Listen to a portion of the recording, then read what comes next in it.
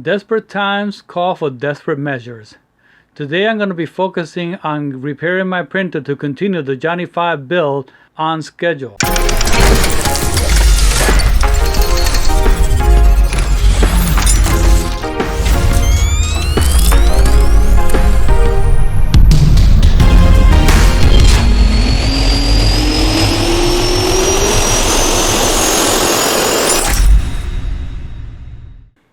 Because I print so much on this printer, it takes quite a beating, and over the past 8-9 months, that print head that came with it just couldn't print anymore.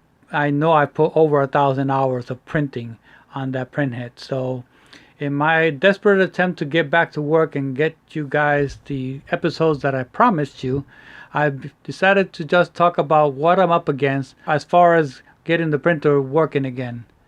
That is the print head that I decided to go with. Hopefully I can get this to work, and I'm trying to retain the stock fans so that I don't have to do a lot of modifications to it. Another problem that I've encountered now is when I put together the Johnny 5 to start testing the electronics, some of the stuff didn't work as planned, so I had to disassemble it and take it all apart so that I can get to testing all of the parts that I need to test before I can continue. So this is what the poor robot looks like right now.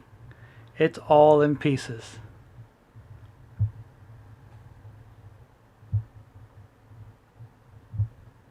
The robot is also so heavy that some of the motors, even though they work, are not able to move the weight, so I have to work around that and try to get all this stuff fixed before I can continue making the next episode.